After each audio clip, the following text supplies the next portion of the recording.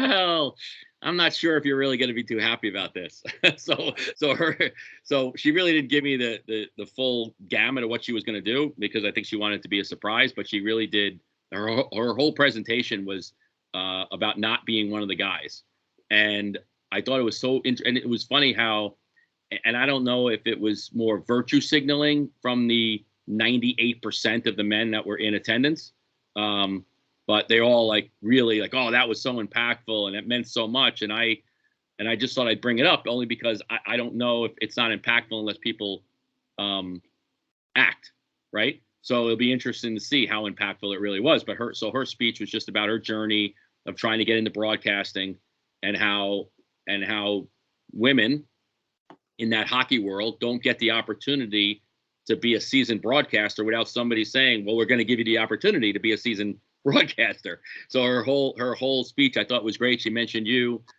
She mentioned Dave Starman, who she was actually, I didn't know this, but she was actually she did an NCAA game, which is the longest, 5 overtime game in the history of the NCAA. So I thought it was great that she acknowledged the people that she associated with going up and some of the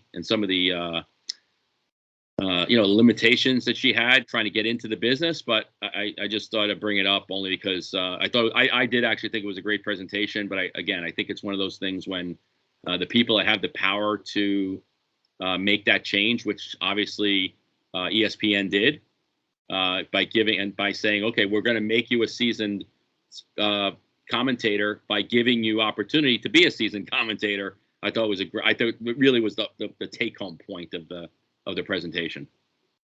Yeah, I mean, I love Leah and what she has done. I mean, she probably alluded to this in her career, but as a play-by-play person, she would go and sit at the University of Manitoba Bison games and just sit in the back row and just pretend to broadcast because nobody would have her as the play-by-play.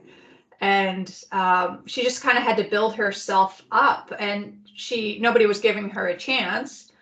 And because nobody gave her a chance, she didn't have anything under her belt. And she just kept plugging away, which lots of people would have been turned away. And probably lots of women were turned away, but she just had that strength of character to keep going. And the foray that she has made into sport, I think to trailblaze for so many of us is incredible. But it is, if you search Leah Hextall on Twitter, I would say 95% is negative. If you search any woman on Twitter or on social media, 95% of it is negative comments about them being a commentator. And I mean, I have a limited exposure to it, and I do mostly women's games, so I don't get as much misogyny on social media. But I did do one NHL game, and the amount of negative comments and misogynistic comments on social media was overwhelming for simply one game. So I think of Leah getting that every single day, or Jennifer Botterill getting that every single day. Like, it just, I mean, the strength of character that they must have, but also some of the downtimes that they must experience, because you don't want to accept it, but when people are just saying it over and over and over, it's hard.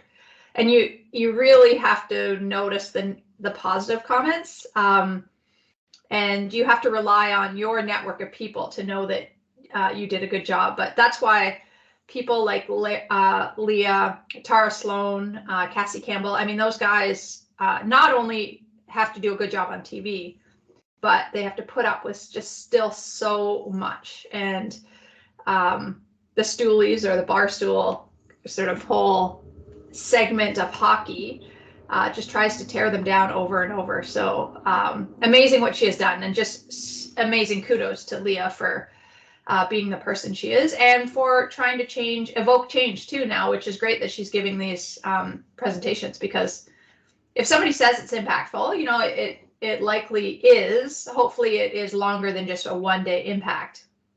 And those coaches then teach their cohorts to be inclusive, and so hopefully it does change. But I'm so glad that it was USA Hockey, right, that would have hired her for that. No, Aaron Wilbur, actually, with the coaches site. So with the coaches site. Okay, so great that he had that wherewithal to do that. That's really impressive too.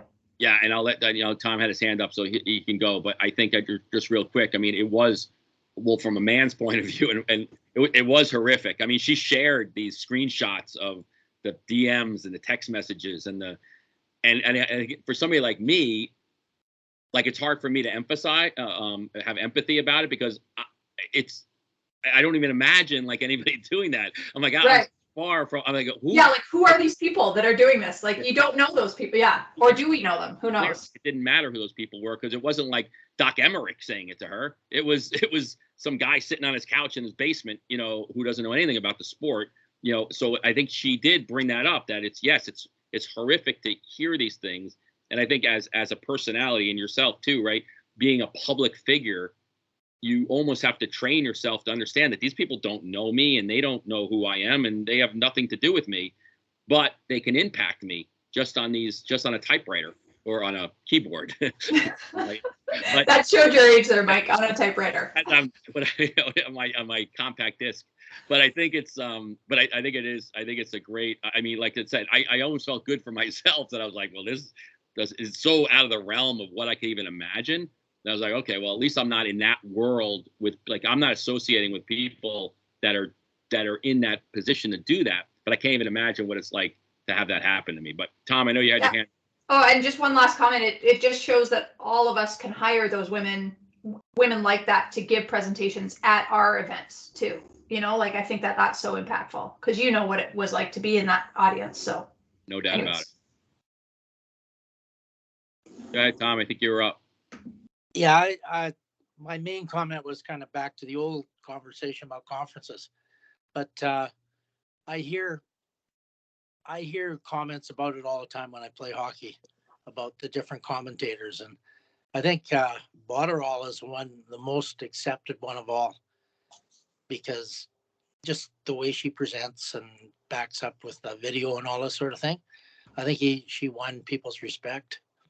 Yeah, I think it is really hard. Jen is a really great friend of mine, and it is amazing how many people.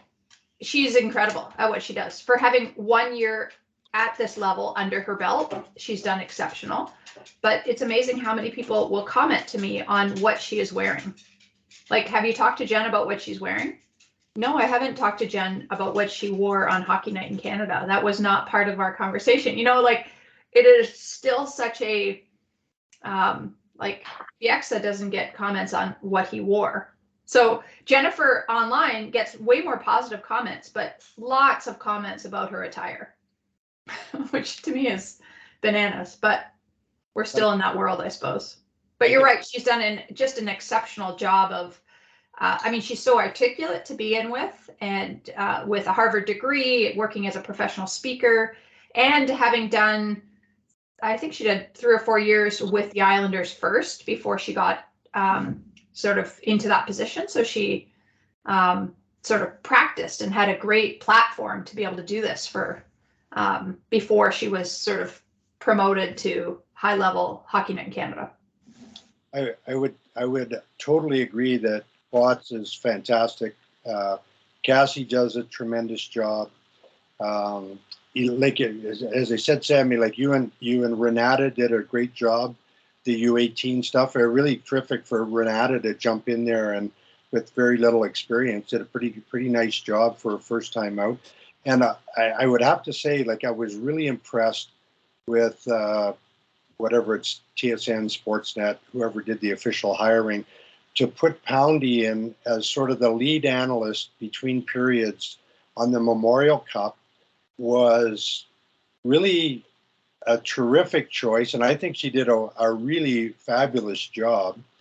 And but I was just glad to see that they went to that extent to put a woman in that position again. And then, we're making progress, and it's definitely a sad comment on the world. I guess maybe we say the hockey world generally, that there are so many hockey fans out there who still have their nose up in the air about women's hockey, and by extrapolation have their nose up in the air about female analysts commenting on the games. It's a sad It also, you know, to Harna Ryan, who works with Cassie in Calgary, Harna Ryan Singh, and it's not just misogynist comments; it's very racist comments too. So you're right; it is a sad world, but the more we can do to lift these people up that are doing the job that they are doing, I think is important. And great comments about Poundy. She is doing a remarkable job, having gone right from U18s to Memorial Cup. I mean, that's a lot of work, and you can show it shows that she's done the work and is doing a great job. Yeah, Hunter Ryan and David Amber, obviously men of color on Hockey Night. They are fabulous, like really value adding. And I guess one last comment in terms of balance.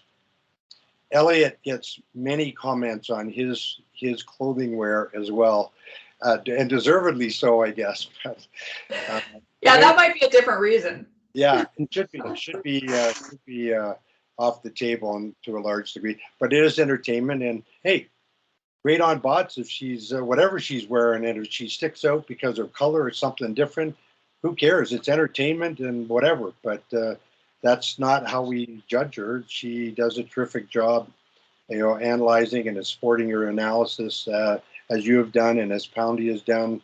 So it's just great to see the inroads that the women are making. And one last comment on Bots is that she should have also been inducted to the Hockey Hall of Fame this week, and I think was a big miss. But I digress. So should Carolyn Willett. Her time will come, I'm sure. I'm hoping.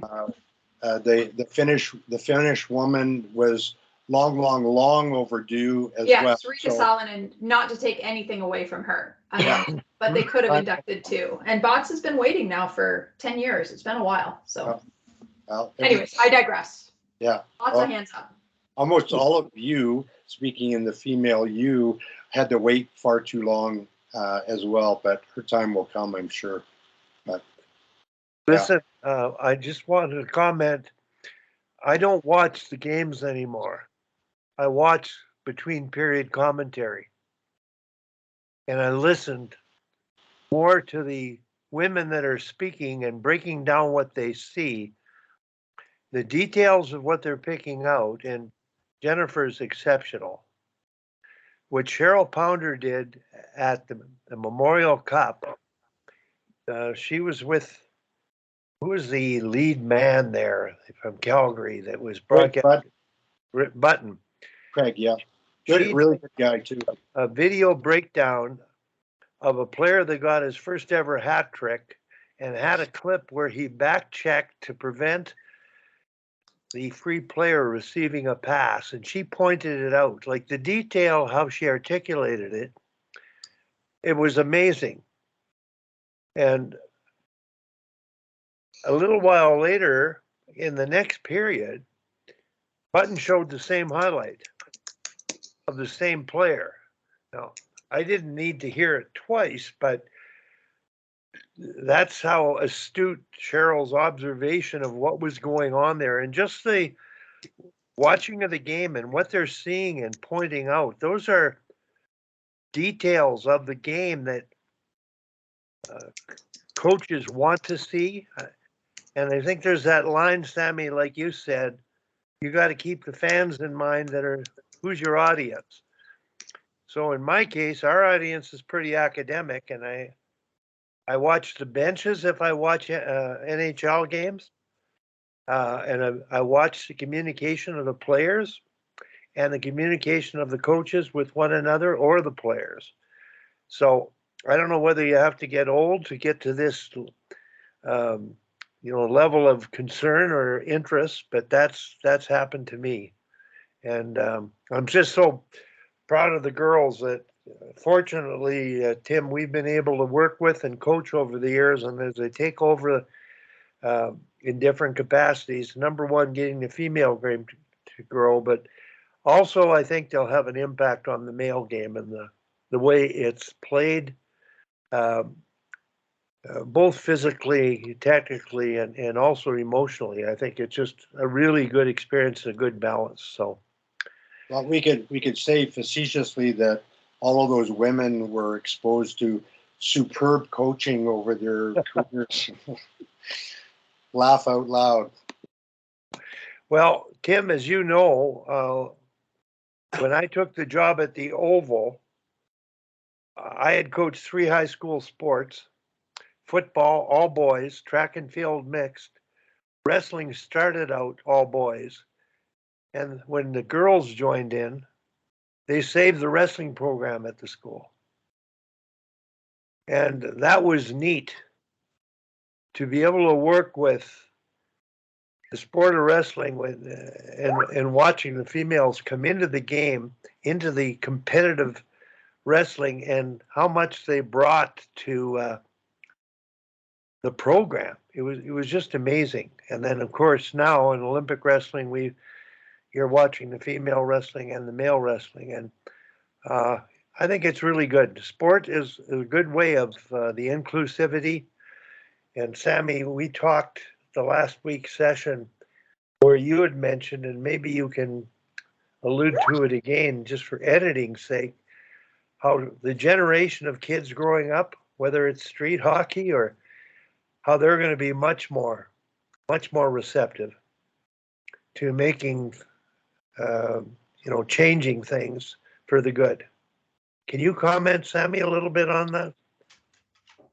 Well, great point, Wally. I think that all of us can acknowledge on this call that the more integration there is for youth growing up, the more acceptance there will be later, whether that is within culture, race, ethnicity, or gender, or fluidity of gender as well. Things will be different a decade from now than they are currently, but it is really great to see when Compher won the Stanley Cup, my social media feed was filled with the second best Compher just won the Stanley Cup.